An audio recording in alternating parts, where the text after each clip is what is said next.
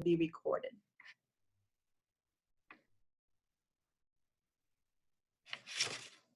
Again, welcome to MSCA's Digital Learning Series. Today's topic is Advanced Google Classroom. You are in for a treat. But before we get started, I wanted to introduce myself and speak about an issue that is probably in many minds. If you can advance to the next slide. My name is Geraldine Duval. I'm an organizational specialist at MSCA. My primary role is to develop and provide professional development for educators and ESPs across the state. I love this part of my job because it always allows me to refine our skills and to learn as a community. Another role is to monitor and review education policies and reform. I do this so I can provide resources to support you and your students. Before we get started in this timely training, I want to take the time to share sentiments that are probably resting in many of your minds. Over the past few weeks, it's been very difficult for our nation, especially our African American community, cultural and linguistic diverse communities of color. Over the past few months, we've also had to adapt to quite a few new realities. As educators, you may have witnessed the impact of police brutalities and effects of COVID on your students. The police brutalities have sparked international protests. It is moments of great magnitude that sometimes makes us feel ill-equipped to address these conversations, especially with young minds.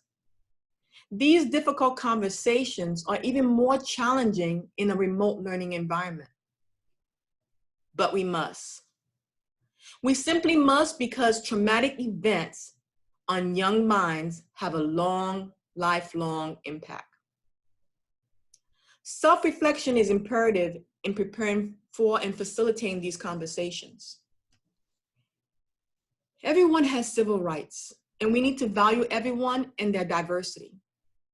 Acts of prejudice, discrimination, racism are not acceptable. We can help our students to understand that these acts have marginalized lives of African Americans, as well as culturally and linguistically diverse populations of color, such as Latinos, Native American, Asian Americans, to name a few. We can share the major historical timelines that have led to this point of time, so they have a better understanding. But most importantly, we need to check on the emotional well-being of our students. You know them best, so you can do that. You can do that by creating a consensogram, checking number line to see how they're feeling today. Another great tool that people have used over the past few weeks is Peer Deck. You can do a social emotional feeling consensogram on that. You can have them share a color that represents their mood and feeling today. We can combat racism by working together to change systematic policies and bending together in solidarity for real change. Commit to effectively stand up and to voice your objections whenever you see unfairness and injustice within and outside your community. Be the voice of your students and their families. By age 5, children are strongly biased towards whiteness. And there's the latest research that even suggests that it can be as early as 6 months. So to counter these biases, experts recommend acknowledging and naming race and racism with children when possible. We're not colorblind, so children books can be effective and practical tools for initiating these critical conversations. And these conversations on race are necessary. We can use these books to help them see different perspectives and model what it means to resist and dismantle oppression. MSCA has partnered with First Book. On the chat and also on the next slide, you will see some links that you can use as resources. Please take a look at these resources at your own time. In addition, MSCA has created a new landing page to deal with the issue of institutional racism and how to teach around George Floyd. We hope you'll find these resources important and informative, and you will also see resources from NEA as well. These links are in the slide deck that you have access to, and are also looking at, you can find them on the chat box. As educators, we have the duty to support the next generation. We have a duty to support them so they can be compassionate, empathetic, enlightened, and active voices in our community. Although we all have many different experiences, we are in this together. We must remember that children learn from our silence. I'd like to take a minute of silence just so we can reflect on what's going on in the nation.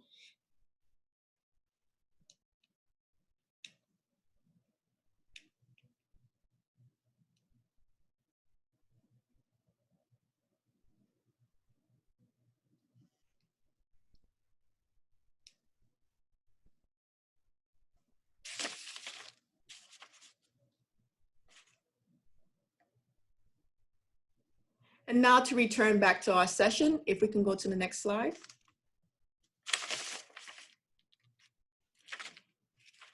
Again, we have partnered with NEA to conduct these webinars that you have been experiencing before or here for the first time. Again, NEA's mission is to fulfill the promise of public education to prepare every student to succeed in a diverse and interdependent world. We thank NEA for the partnership, and we thank our two presenters today. This is a member benefit for you. Next slide. To get us started, I'm gonna let Heather and Karma introduce themselves. Awesome. All right, I'll go first. So hi, I'm Heather Houpaum Miller.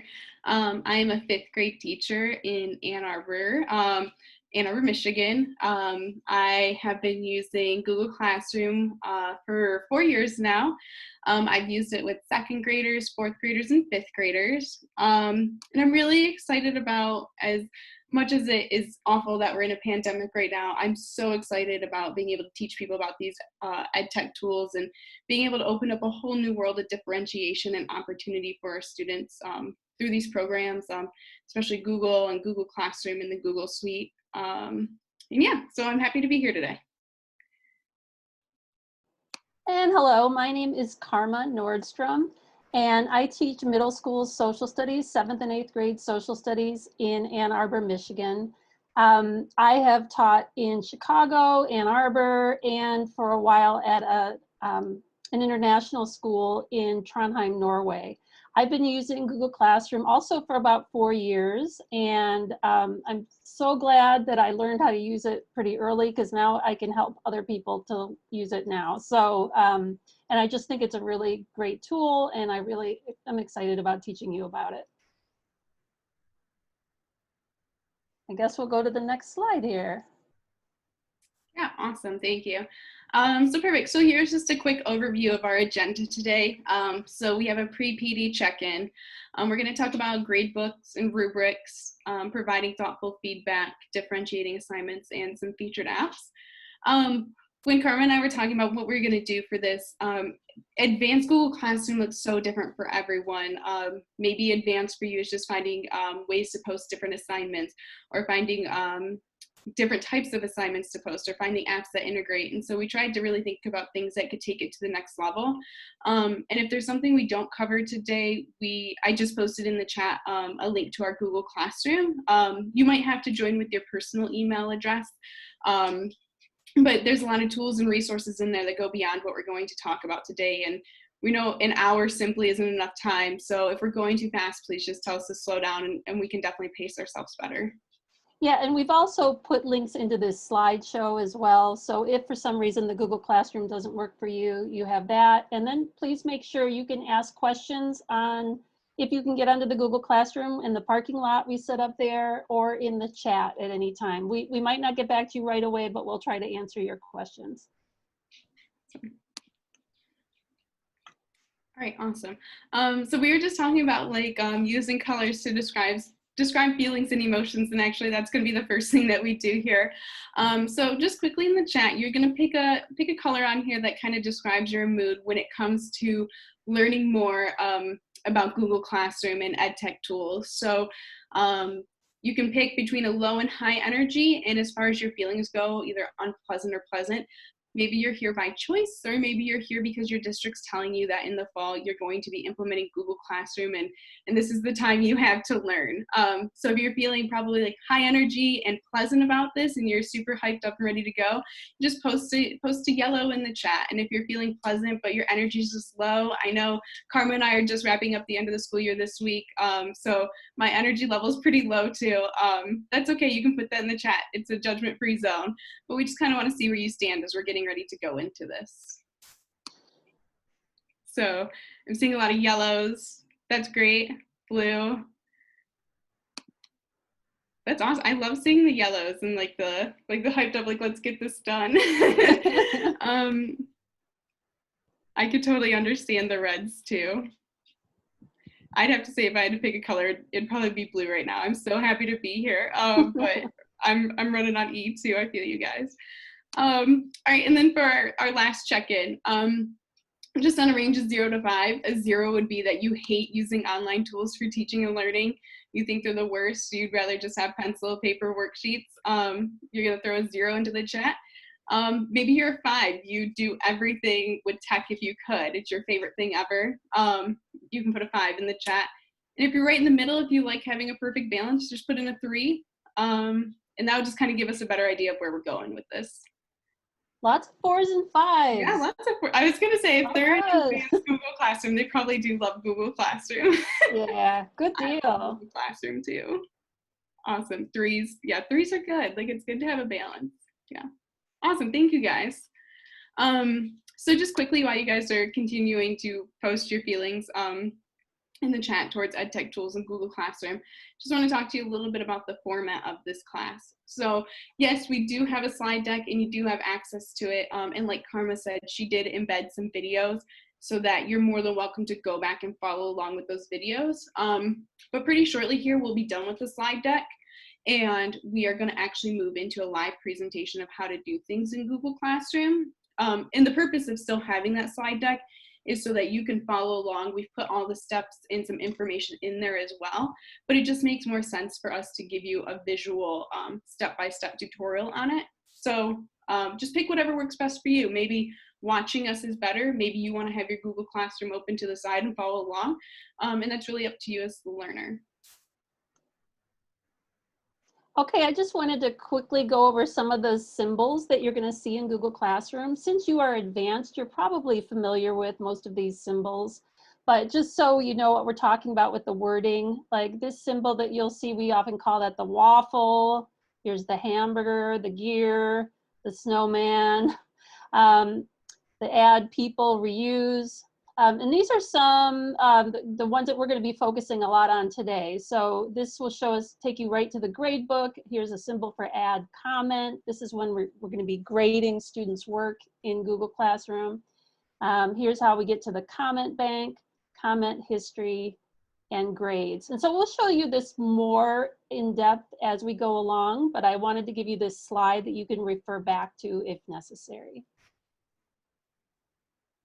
Another thing we were both talking about this, Heather and I, that you can create as many Google well, I don't know if there's a limit, but I know you can create a lot of Google Classrooms because I have a lot of them.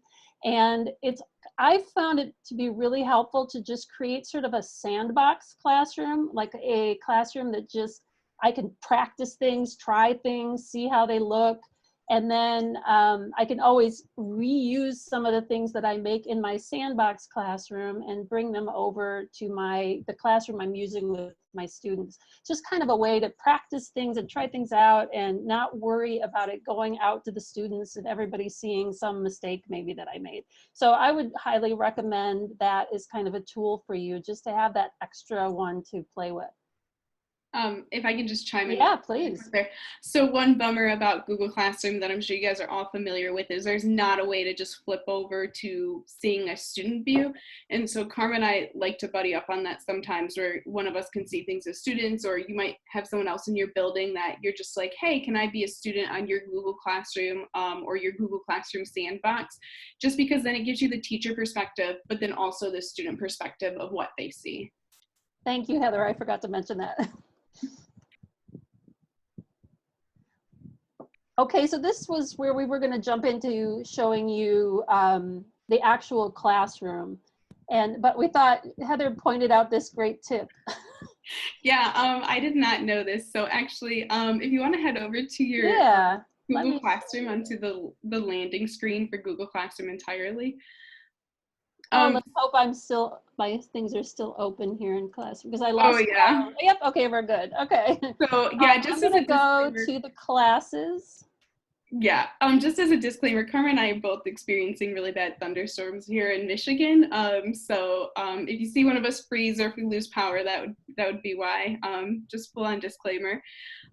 Yeah, so there's actually some cool little buttons at the bottom of your Google Classroom when you go to the landing page, and the one that Karma's hovering over right now, it actually goes straight into your grade book. So there are some shortcuts right there. And when she clicked it, it automatically went to that grades tab, which is awesome. So if you're just trying to find a quick shortcut way to get into your grades right away, that's a good strategy. I know during the school year, I try to balance multiple classrooms. And so that's an awesome quick way to go from one class to another. Yeah, so that's a cool shortcut. And then the first thing we want to talk about is grading. So in Google Classroom, there's actually 3 different types of ways you can grade. I went under the gear right here, just so you know. Okay. Oh yeah. So she went into the settings gear, just so you know. Yeah. So it's the settings gear within her specific classroom that she's in. So the first way, when you're looking at overall grade calculations, the default that Google does is no overall grade. And so that means you can still give points to assignments. You might say that written assignments, like a writing assignment, might be worth 5 points and quizzes are 10. That's fine, but it doesn't give the students an overall grade. There's no calculation happening with that. So they just show up in the grade book as individual assignments with individual grades. No total appears. The second way is total points. So this is a system that uses all the cumulative points that a student accrues over all of their assignments, and it totals it out. And so are you going to show what that looks like? Yeah, I was going to go to the grades. Oops, here. So now in Karma's gradebook, she has a new column, and it says overall grade.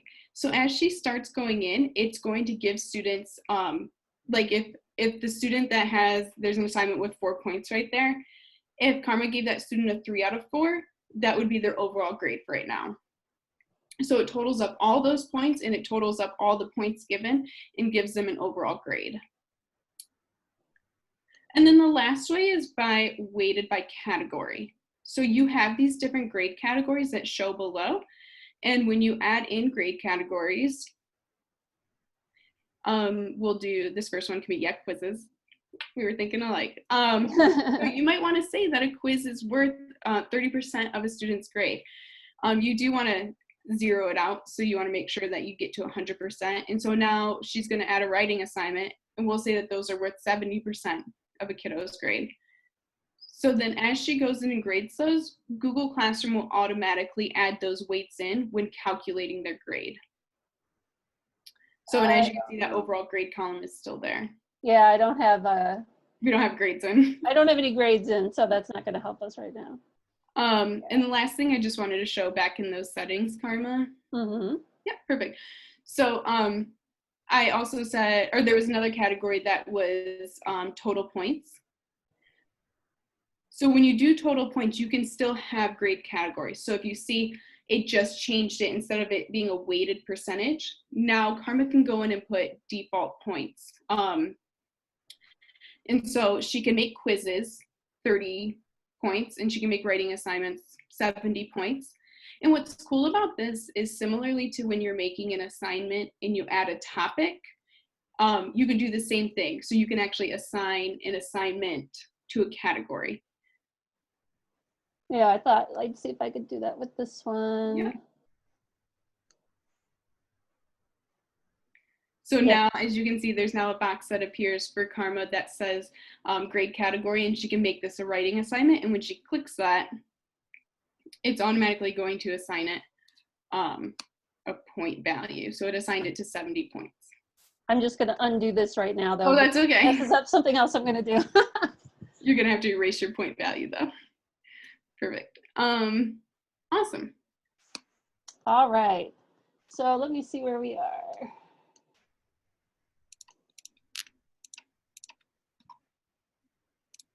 And like I said, feel free. We actually have enough. We have a small enough number of participants that if you want to post questions in the chat, I think it'll be perfectly fine to navigate it. It won't be super overwhelming.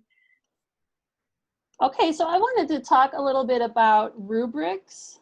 I'm hopeful that some of you need to still know about this.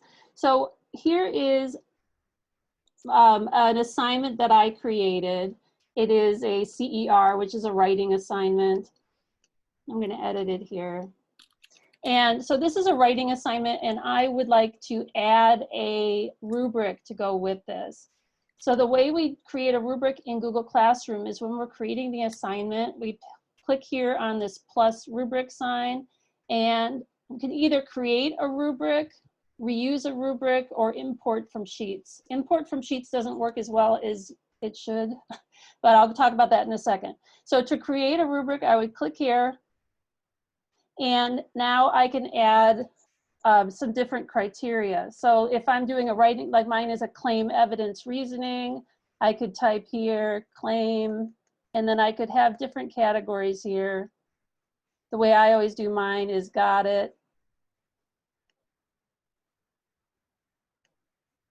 And then almost there.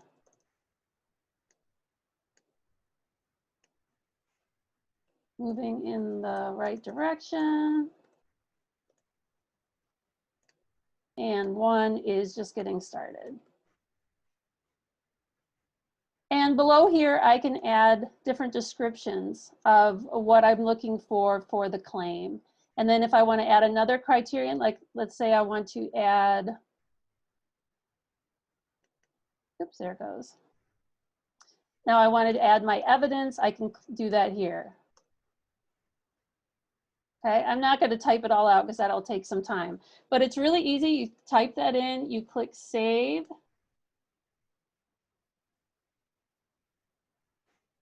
Oops, there's errors on this page. Let's see. Oh yeah, it wants you to. I want to get rid of it. Okay, let's see.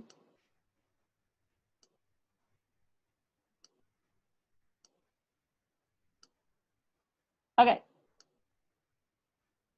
I'm going to save, and then it comes up as a rubric on the assignment. And I can see that, and the student can see that. And I'll show you in a minute what this looks like from the student's perspective, but I'm going to show you a better one. So what I love about, go ahead, jump in.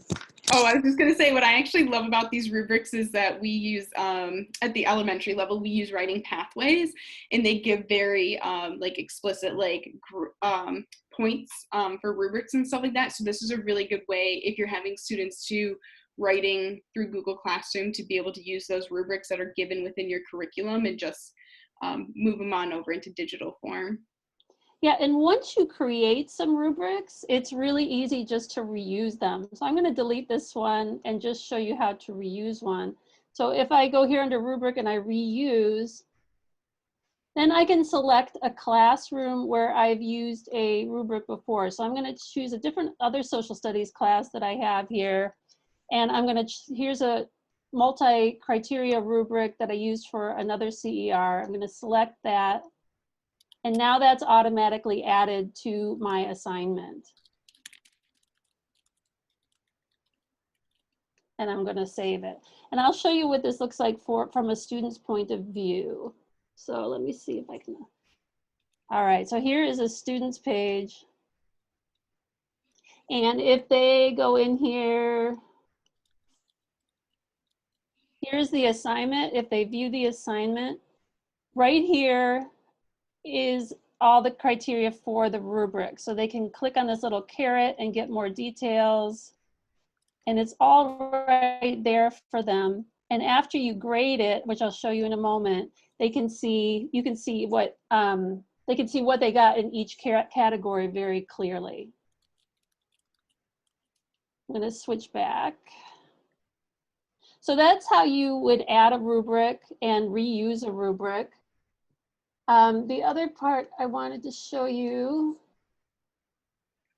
there is a thing where it says on here to reuse from, to import one from sheet. Sorry, I haven't done it. Edit. Thank you. Okay. If another thing you can do is import from sheets, but the way that's really made for is if you want to share with another teacher. They come out really kind of wonky. So I wouldn't recommend creating something. Sheets is like Excel, and I wouldn't really recommend trying to make a rubric in a sheet and then bringing it in here because the formatting is all wrong. I did, however, in the slideshow provide you with a little template if you really want to create them in sheets first and then bring them over. There is a template for that.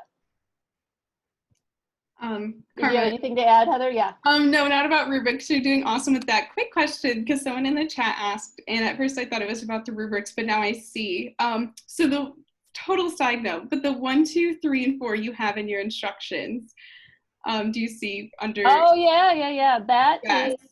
I did add a link for this. That is something called Yay Text. I'll show you that real quick.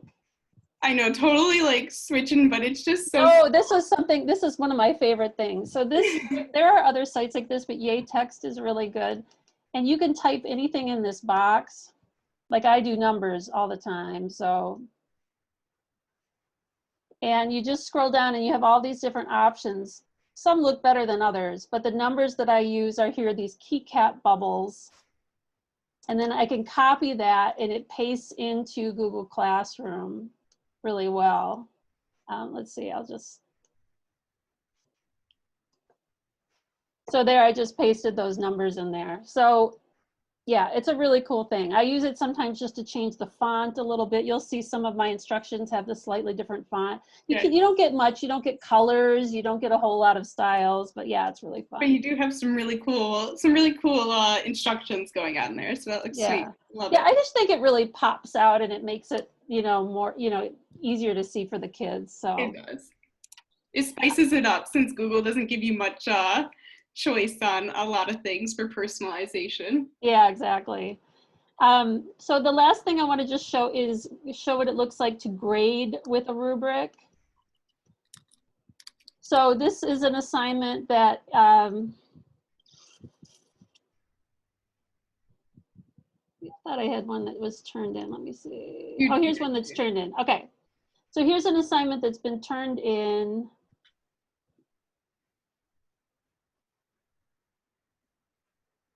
And Heather's going to talk to you about comments and things in Google Classroom, but this is just about the rubric. So if I'm going through and I'm grading this and I've set up a rubric, I can, first of all, click this button to look at it as a whole.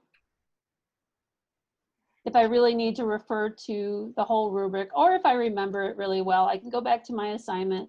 And then as I'm going through each person's assignment, I can give them a grade. So let's say I have a 3, a 2, a 4, and a 2. So I put that on the rubric. It automatically, this one was set to 70 points. That's because I forgot to switch it back to 4 points, but that's okay. But what it will do is take the total and it will add it up for you. And then you can return it to the student. So one thing that's cool is you have your rubrics based on 4 points, and so the total ends up being 16. So if you were to reuse that rubric, it would actually be really beneficial to always make your writing assignments worth 16 points on the total point scale, right? Yeah, well, if I set it to 4, even though it adds up to 16, it will still average it out to 4. So if I say my total points are 4, it doesn't matter really what each section is worth. It will still, yeah. Yeah. Yeah, I just want to show you what this looks like. So when this person looks at their graded assignment, here's what they see. They see the different levels that how things have been graded. I don't know why. Oh, why? Because I set reasoning different. But and then they can look right here at the rubric and see how they did. So it's really nice the way it shows up for the students, really nice and clear, and they can see exactly what they need to do to fix their work. Yeah, awesome. So one thing like our district requires us to do is for every assignment, we need to have at least one form of like communication or feedback with the student per day. And so rubrics are actually, that was a really awesome way to just provide feedback to the students, Karma. Yeah, I really like that. This is what I meant to click on. Okay, let's see where we are. Perfect. And just so you know, just time-wise, we're at about 6:05. Okay, and so I've made videos for a lot of these things just so you can look back at them later in case we're going too fast. So we were going to talk about feedback next. So we can go back to that document that we were looking at. Yeah, awesome. So there really are two, other than rubrics and grading and whatnot, there are two other ways that I personally like to use for providing feedback for my students. And the first one we're going to talk about is suggesting. So when you are suggesting for your students, first of all, it's a type of mode in Google Docs. So if you're posting assignments that are in slides, this won't work. And I know I do that a lot and I can't do suggesting mode. But if you have Word documents, there is usually like suggestion mode, editing mode, and then just viewing. Yep, so there we go.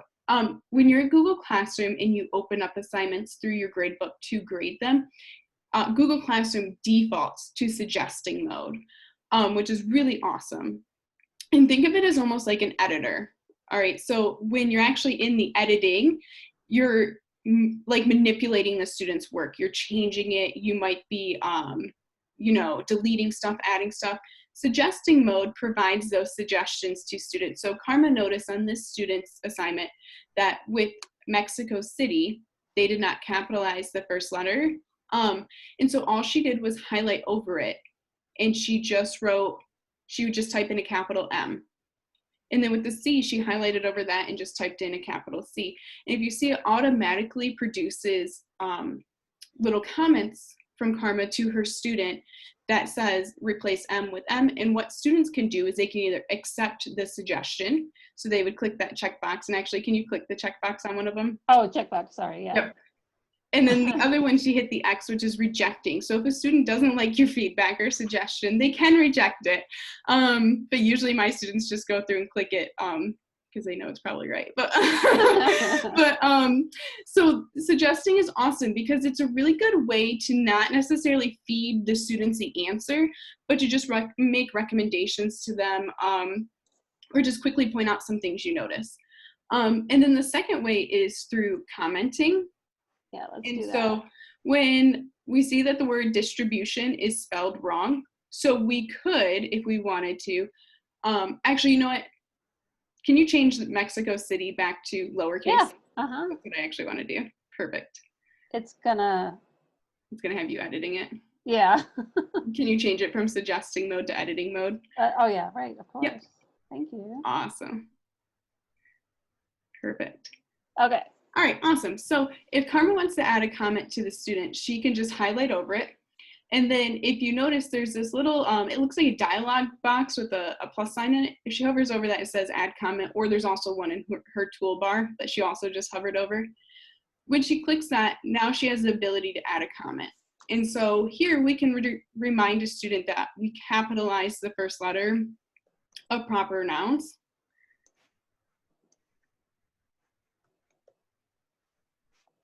Perfect. And then what happens is a student will get an email saying that Karma commented on their work and they can go in and review it. And so I love to do this just in my student stuff to just make recommendations, to point out when they're doing something really well.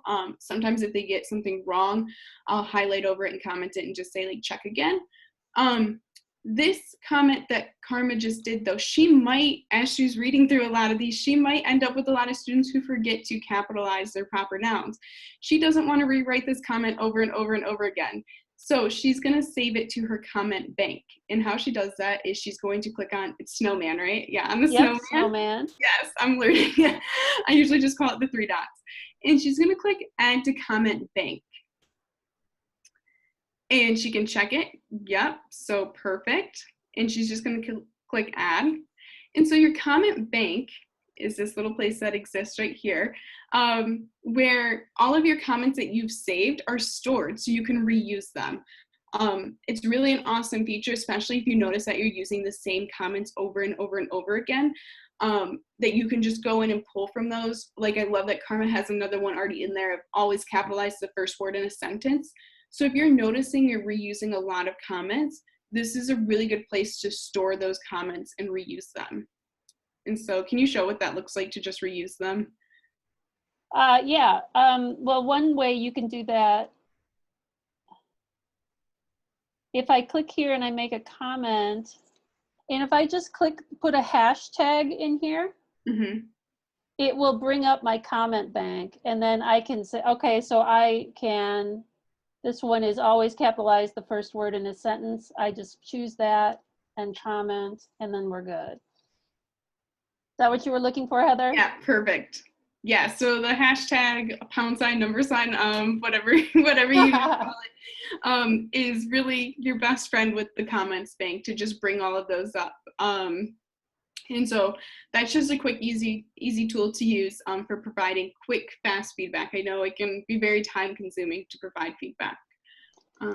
There's also just something else I wanted to show that I recently found out about. So when you're commenting, say I'm going to comment on this, if you want to say something in bold type, if you put asterisks around it, it comes out bold. So let's say you wanted to highlight a particular word in your sentence, you could do that, so maybe you want to say misspelling. So like if you were going to do, oh, perfect. Yes, I love it. That's great. And you can also do cool things like add audio files to your comments, and you can even have those ready in the comment bank, and videos. You just have to add, the URL link in here. You can't like link the text, but you have to put the actual link in here to do that. Yeah. And one cool thing that's in our Google Classroom that we linked is, and you can also just Google it too, but is an emoji library, and you can always add emojis as part of your comments. So I just use my emoji library for the first one, just copy and paste it. And then you can add emojis, like if you want to have, like the thumbs up and stuff like that. So that's just a really fun way, especially kids, like they love that. So again, it's quick, easy, and I think it's straight to the point. Karma has a smiley face there, so hopefully your kiddo would assume that the feedback you're giving them is good and that part made you really happy or you were proud of that part. So just, again, a few ways to spice it up and make it more personalized to kind of fit your personality and the needs of your students. Absolutely. All right, I'm just going to return this. I wanted to talk, if we're done with that, I wanted to talk next a little bit about self-grading quizzes and then differentiation. So let me get out of here.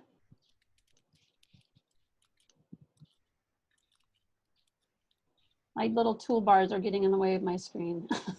I will tell you, I just lost power. So oh no, okay. My internet does not go away. I do hear you, so that's good. I don't know. How is my internet still on? Maybe. It's okay. back. Good. If I lose you for a second, I promise I'll be right back. I'm going to try to turn on a hotspot from my Okay. phone. All right, so I wanted to show a little bit about making a self-grading quiz. So when you're creating an assignment, you can go here under the Create button and create quiz assignment. So I'm going to show you how to do this right now. I go here and I'm going to make a president's quiz. I made another one. So I might give instructions, you know, take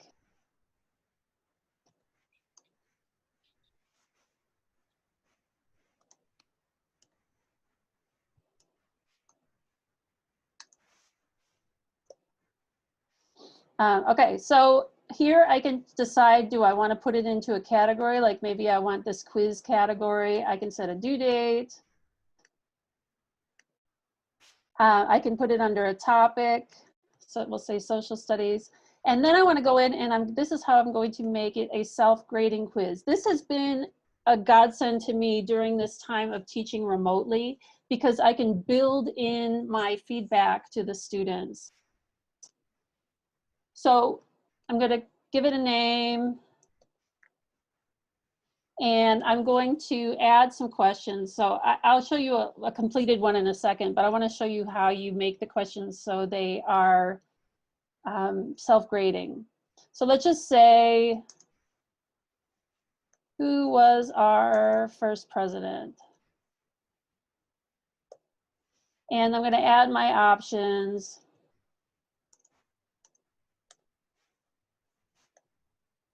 We'll just give you 2 for now. And the key to making this a self-grading quiz is to click here under the answer key. And I'm going to put the answer in. Right away, it will tell them if they got it right or wrong. And then I can even add additional feedback. And I really like this because I can give them a positive message even if they made a mistake. If they got it right, I can give them a little smiley face and say correct. If they got it wrong, I can say something like good try. And then automatically when they take this quiz, they'll get a little message when they do that. Now let me show you one that I've already made, just so you can see a little bit longer one.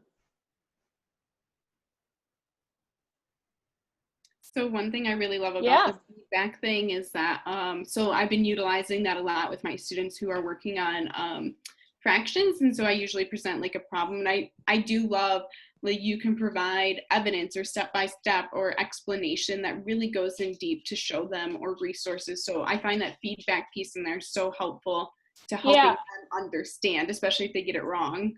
Yeah, I'm going to show you exactly what I did with this one. So this took me a little bit longer, so I wanted to have it ready to go to show you. But so here's one who was our first president, and oops, I need to be in editing mode here.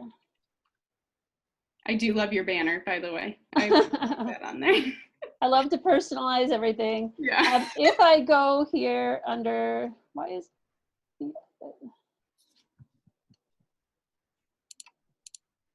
oh, I'm just running slowly. That's what's going on. Okay, so what I did here on my answer key, not only did I give them a little message, but I also added, you can add a video, you can add a link to a website. And so if they got it right, I did it for both. I figured here's a little video I added about George Washington. Here's one, like if you're differentiating, sometimes when I'm differentiating, it's maybe vocabulary words. I'll try to add a picture to help students. So you can add this in your question as part of your question. And then in my answer key, I added a link to an article that the students can read about Thomas Jefferson. This is from the White House website. So there's all kinds of really cool things you can do in there to help the students see, you know, get some extra help. So if you want to look real quick on what this looks like for a student.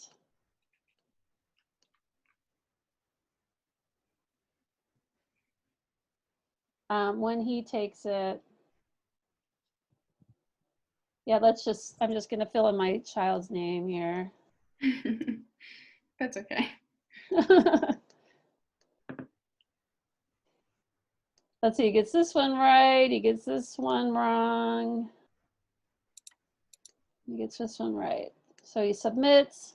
And then when he gets to the end, he has this option to view score. And when he views the score, he gets all this feedback. So who is our first president? Correct. And here's a video for more information. Who's our second president? Good try. Here's a video. Who's our third president? Correct. So, and there's the link to the article. So it's really cool. It's a really, and these have just, I've been using these like crazy because it's so good to give that automatic feedback to kids to let them know how well they did on an assignment. Oh, you're seeing my whole big screen. So did you have those grades importing into your grade book? Yes. Yeah. So let me, so yeah, that's what I forgot to mention.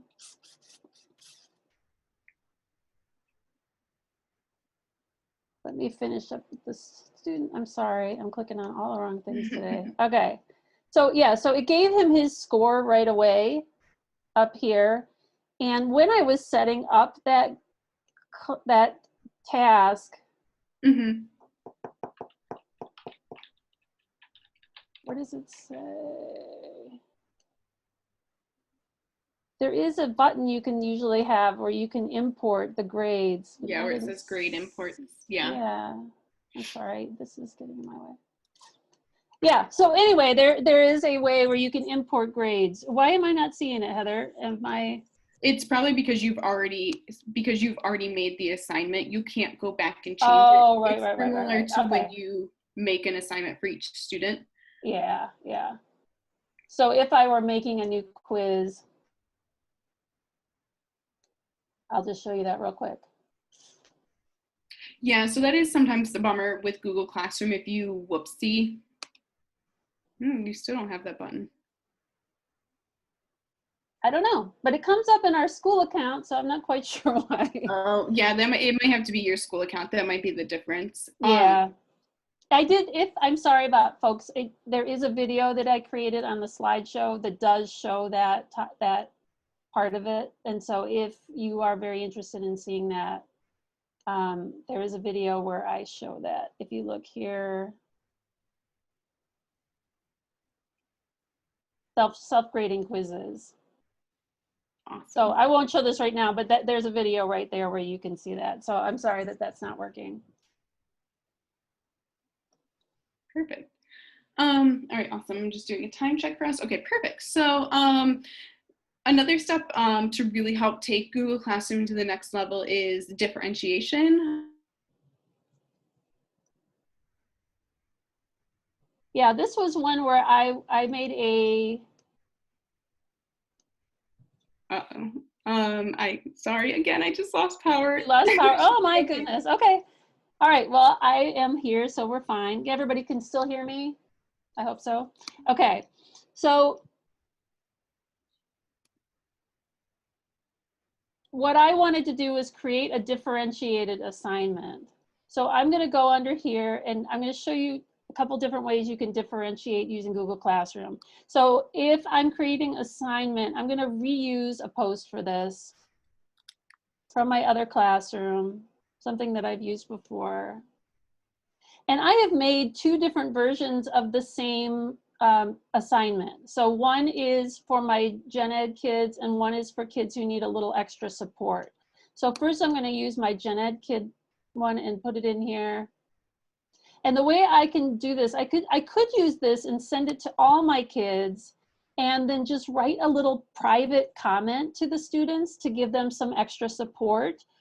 Or this is the way I really like to do it, is to assign this to some students and not the others. So this is where I use this all students button. And I don't want this to go to all students. I only want this to go to my gen ed student who happens to be my husband. And I assign that one to him. And then and of course I'd have much more students than this, and you can assign it to more students. And then when I go to make my next assignment for my other student, I repost. This one is just a little bit different. It has more vocabulary words, more support, like little more hints on how to answer the questions. And then I go here under all students and I only send it to those students who need this particular assignment. And that way, none of the kids really know who's getting what. And it's just a really quick and easy way to differentiate, and nobody really knows what's happening. They're all working on very similar work, but I have now differentiated that work. Heather, are you back on? I Yeah, was able good. to, I think it was just like a slight little freeze, but one thing I wanted to say about that is like in my Yeah. classroom in particular, especially with like all of this COVID learning and everything, it's been so helpful for me to use differentiation to make sure I'm accommodating my students' IEPs and making sure that I'm hitting certain goals of how their work is modified or differentiated, and being able to push that out. And so I think it's so helpful. It definitely does take a little bit extra planning, but assume that it would be no different than in your classroom of how you would modify and change instruction. So I love that feature. I love that tool. So. Well, I see that we are really sort of running out of time. And we have added a few other things on here. These are just some really cool apps and extensions that you can add to Google Classroom. If you click on the icons here, it will take you to the site. And then below here, I added little videos for how to use these different tools. So just be aware that that's there. And I know that Heather has added a lot of things into the Google Classroom as well, a lot of helpful tools and tricks. Yeah, I actually just linked everything again in the chat so that if you have questions, feel free to ask them. Karma and I love doing this stuff. I'll just actually, if you want to go to the Google Meet one, I'll just briefly chat about that. We don't have to necessarily demonstrate it. I'm sure most people are probably familiar with it. But so just some cool information about Google Meet. So in your Google Classroom, you can now actually, in the settings, generate a Meet link. And what I love about Google kind of taking the steps to get to this is that it's really considered with the teacher and teacher meetings and student meetings in mind. So my favorite thing about it is if you have a Meet link associated with your Google Classroom, you're basically in charge of that Meet link, meaning that students can't go in there unless you're in there. So I was having this problem before they started doing all this and having it connected to your Google Classroom, where I would go in for my morning meetings and there'd already be like 10 or 12 kids in there just having a good time hanging out, unsupervised, doing God knows what. And so it was really frustrating for me because my district told me we could only use Google Meet, but there were no restrictions on it. And so when you use this way of generating those Meet links, they do not open until you actually get into the Google Meet. You just have to make sure, in order to make sure it closes after a meeting, you just have to make sure you're the last one to leave. So you just watch all your students leave, and then once everyone's gone, you leave, and then students can't gain access back into it. So as long as there's someone still in there, it's technically open, but once all your students go, and then you're the last one, it closes it for you until you're ready to have another meeting using that link. Yeah, and I apologize, I was going to show you this, but I have set up, the classrooms I was using today are not my school account classrooms, and this only works with a school account, yes. Not with, so I apologize for that. Yeah, no, that's totally fine. But just to show you or explain to you how you get there. So you can, at the top of the stream page. Let me see if I can just open up one that's okay.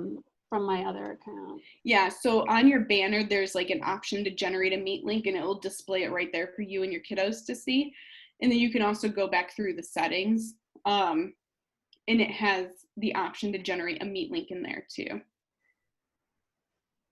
This is one of my little playground ones that I have. It says ignore on here because I have my son connected to it because he's my little guinea pig. But yeah, so here you can generate the Meet link right here on the stream and click that. Or you can go under the gear and generate the link right here. Yeah, and I usually keep mine visible to students just so it's quick for them to click on it. Usually whenever I make an announcement about a morning meeting, I also link it right there too, but I just like having things in multiple places so that, you know, I feel like you can never have something posted too much for our kiddos. So So there's a question in the chat of what to use the Meet link for, so they can see you do something in Google Classroom. Yeah. So one of the things that I posted in the Google Classroom that I gave you guys the code to is there are like digital whiteboards that you can use, and I use them a lot for my math classes. One's called Jamboard and the other one's called Canvas, I believe. And so I love using Google Meet to be able to present lessons to my students. We do morning meeting where we'll play an online game together. I know one of my teammates, he does read alouds. So he'll have a meet and he'll say, all right, today at 1 p.m., join me for a read aloud, and he'll read a book. And then everyone can kind of see him and you can see all of your students. And so it's a really good way to still be able to create that culture and climate with your classroom, even remotely. So yeah, so that's just some of the ways I use it. Karma, at the secondary level, do you find yourself using Meet a lot or no? Since we've been away, yeah, I set up regular meetings. So we are required to have a regular amount of office hours with our students. And so I set these up, and I have 5 different classes. And so each classroom, we have different meet times, and I use the Meet that's set up with that particular class and classroom, and it works really well. Awesome. Yeah, I do virtual office hours too. So like 15-minute tutoring sessions. So awesome. Do you want to just show the slide with like our contact information in case anyone has any questions? So you can definitely reach out to us via that classroom. Oh, you didn't know Meet was in Google Classroom. Oh, so yeah, if you set it up separate. I thought you meant this slide. Oh, sorry, I was reading a chat thing. Sorry, that's the slide I want you on. But okay. Sorry. So the reason why I choose to use the Meet link, I used to set it up in Google Calendar. The problem with that is that doesn't give you those teacher abilities of opening and closing the Meet conference room.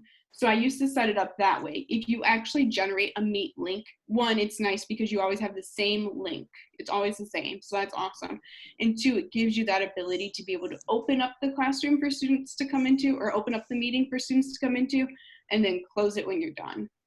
So that's the biggest perk of using it within Google Classroom. But I see our time is up, and I hope we covered everything that you were looking for, but if not, here's our contact information if you need to contact us with any questions. And please look back at the slideshow in the classroom. We've tried to add as much information as we can for you to explore on your own, just in case. Awesome. Please don't hesitate to reach out, and that Google Classroom, like Karma said, is a good place to also post questions as well. Yeah, absolutely. We will get back to you. Thank you kindly. Karma, can you flip back a couple of slides to the back? This one? One more. One more.